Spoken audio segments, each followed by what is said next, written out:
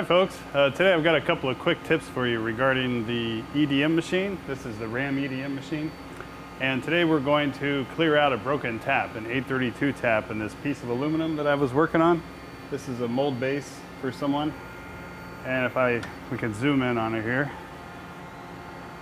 Okay, so if you can see this, right here there's a broken off 832 spiral tap. And then the battery died in my microphone, so I'm gonna have to voice over this a little bit.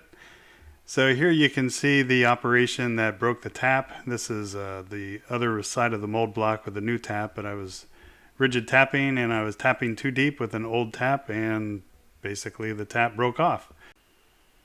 So people try to use tap extractors, but they never really worked out for me. Especially with a spiral tap, you can't get the tines down in there to try to back the tap out. So what I've done is I use a copper wire to electrically burn the center of the tap out of the hole.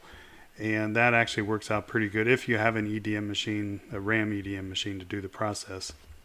So here I'm pulling out the previous electrode, and this is the new tool that I made, which is a straight copper wire from an electrical cord that I've stuck into this copper base. And then we're going to load this guy into the EDM machine and burn out that busted tap. So I loaded the aluminum mold base into the grounded vise here. This is a Kurt 4-inch vise. And the vise is grounded because we need to close the circuit between the electrode and the ground. But sometimes the electrode is grounded and the vise is positive. So the machine can change polarities depending on what it thinks it should do. So what I'm going to do is using the CNC control of this sinker EDM. Sinker means that whatever the copper electrode is or graphite electrode, it basically sinks that profile into your base material with electric discharge machining. So thousands of little sparks will eat away at this material and sink the part down into your base material. And the copper or graphite remains. It has a very low erosion rate relative to the material you're machining, which can be anything, but typically it's steel or aluminum. I don't think you can really EDM copper with a copper electrode because nothing's going to erode. Anyway, so let's go ahead and line up our wire here, which is kind of sacrificial, but again, it's going to erode at a low rate. And I'm just moving this wire in using a hand control pendant. And what I'm going to do is I'm going to eyeball the X and Y location. Just looking at it. And that looks good. It's unlikely we can save the threads in the aluminum since the high-speed steel tap threads are engaged within it. Sometimes if you're careful you can pick or spiral out the tap, but we're going to basically burn out the whole center of the tap and probably have to tap one size larger. But now what I'm going to do is I'm going to set the Z height, and I'm going to do that by slowly plunging the wire down until it touches the broken off tip of the tap. And it'll make a noise saying a closed circuit has been found. Just like that. So now over on the screen I'm going to tell it to set the Z height to 0. So G92Z and enter. And on the screen it said okay, Z is 0. And we can do the same with X and Y. So G92XY, enter. Okay, so now the machine knows that is the center top, as well as I could eyeball it, of the broken off tap. So what we're going to do now is lift the electrode off. And then on the screen over here, all right, so we're on the screen of the Sodic EDM machine. LN Assist is kind of the graphical, easy way to program this thing. And we're going to tell it to machine down -15 millimeters. I don't think this machine works in inches because it's from Japan. Maybe it does, but I haven't done that. Lorraine pattern means after the wire sinks down into the depth of the tap, it can then go in a circle. You can see how it's showing how it's going in a circle here. And that way it can side mill away the tap using the side cylinder of the copper wire, which is kind of nice. So we're going to say, yeah, we want to do that. We're going to use copper for our electrode in steel, which is the tap for our material to burn. And then projected area is the smallest. And we're going to do the roughest cut. Now it tells you the undersize, because basically the hole you burn with in an EDM machine is the spark gap plus the size of your electrode. So if you wanted to burn a 2 millimeter diameter hole and you had a 1 millimeter electrode, then your spark gap would be 0.5 millimeter. So that's 0.5 millimeter per side. So 2 spark gaps and 1 core equals 2 millimeters for a hole if you were cutting with a 1 millimeter electrode. So in our case, we are gonna, but it can also tell you what it recommends as an undersize for your electrode. So we're gonna ask it, what does it recommend? And it recommended 0.1. Now we can make it bigger, and then the Lorraine pattern or the side milling operation will make it bigger.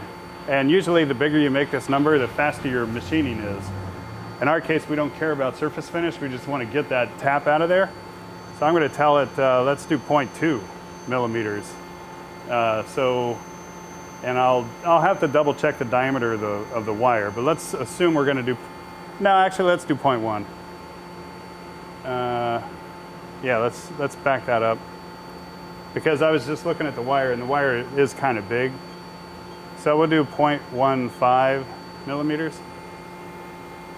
And then I'll tell it to NC generate, and it makes a little program for our operation. Yeah, we want to overwrite. Now let me measure this wire, and we'll make sure our dimensions are correct. Okay, so looking at our wire diameter, we've got 1.26 millimeters, and the ID of the 832, or the minor diameter of an 832 thread is 3.2 millimeters. So that's like 0.95 millimeters for a spark gap, which may be a little high. I can enter that in here, and well, actually it says I can have a spark gap up to 2 millimeters. So let's do a 0.8, because I don't know how well I eyeballed that the center of that tap. So we're going to have a little sliver of a tap left, and we can probably just bang it out or pick it out. I can also run this program again with a bigger spark gap. So let's see what we get when we start burning out this metal using the spark gap of 0.8. Here, I'll show you on the screen. And then our undersize, or another way of saying it, is our spark gap is 0.8 millimeters. So this thing's really going to have a big spark and burn through that tap pretty quick. Okay, so we'll do NC generate. Basically tell it to run. And everything looks good. The cursor's at the top. We're at the right position, so I'm going to hit enter. Here's a bigger view of the work area. So when I hit enter to run, the tank door is going to rise up. This is the door right here. And this whole area is going to fill with EDM oil, which is basically a real thin oil, which is a dielectric barrier that controls the spark gap. Basically keeps the sparks under control.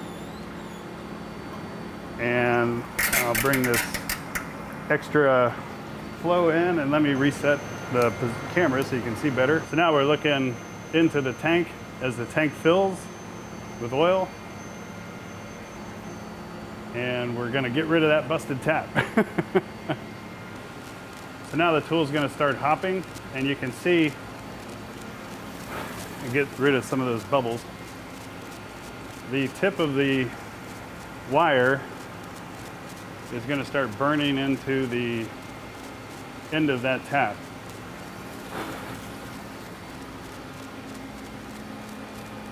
Let me turn the light off so you can see better. And you'll probably start to see a little bit of a spark going on. Let me zoom in more. I keep getting bubble formation. Those little bubbles are from the spark occurring, or the oil vaporizing and creating little bubbles of burnt oil, mostly, and smoke. Okay, so there's the wire eating down. It looks a little different because we're looking through the oil now, which has a refractive index. So it's an optical illusion. Let me bring the flood in a little better. That doesn't help. Anyway, So that wire is just being eaten away, or the tap is being eaten away by that electric current coming out of the copper wire. So that's a pretty good shot of the wire plunging up and down. So the machine is plunging this wire up and down to flush out the burned steel and the carbon from the burned dielectric oil. I should probably have the oil a little deeper. Maybe I'll reset the oil so you can see a little better.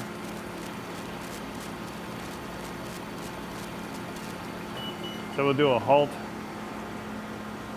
and then I will lift up the Z-axis. You can see how the wire gets a lot longer because of the incident angle that we're looking into the oil. I'm going to raise the tank up, which will also raise up the oil level.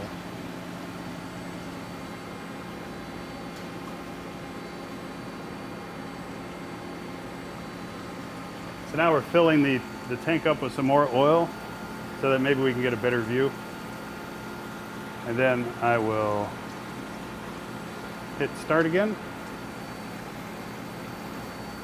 That's probably better.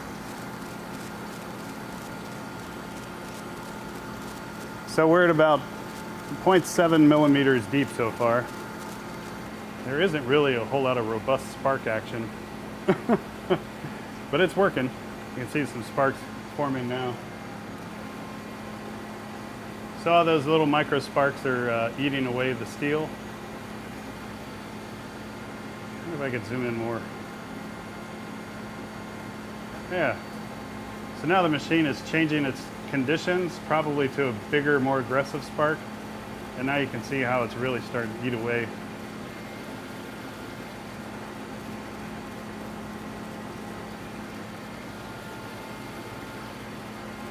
And now the rate of removal is about 1 millimeter per minute according to the controller.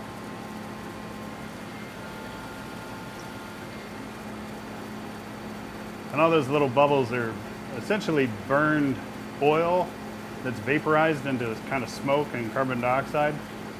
And, well, actually not carbon dioxide because there's really no oxygen there, but it's like vaporized oil from the high temperature sparks that are eating away the tap.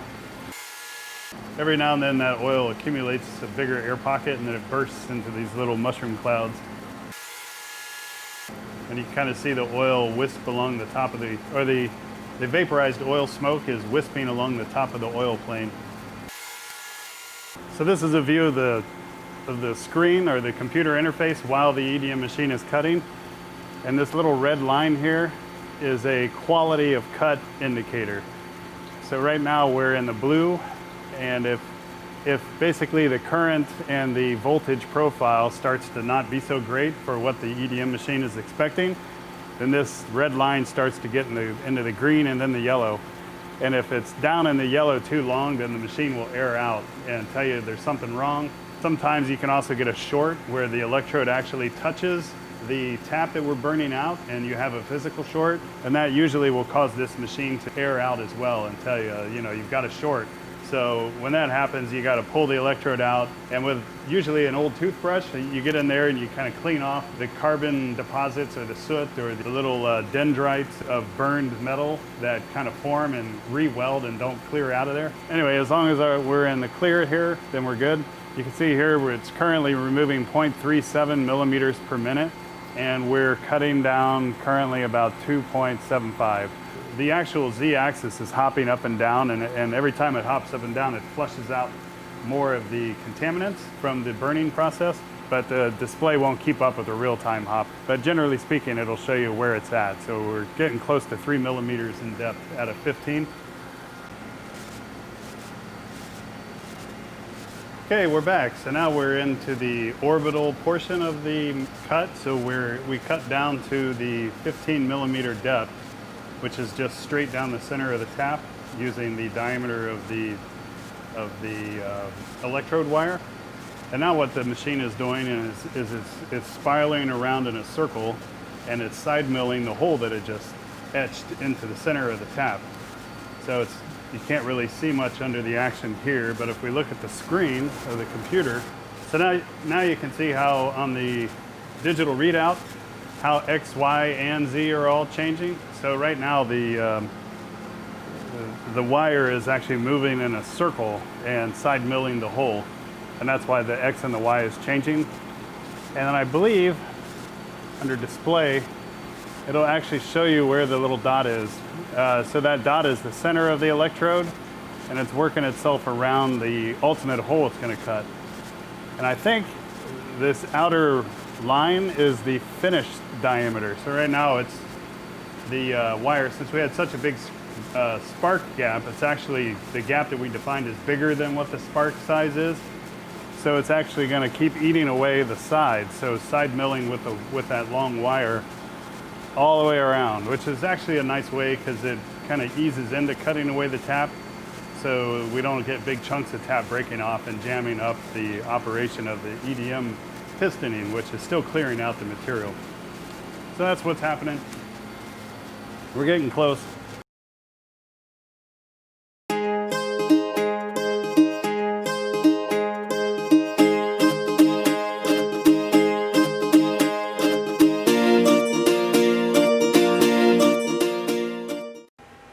Well, the machine finished up while I was over on the other mill, so it concluded its EDM process and drained the oil out of the tank.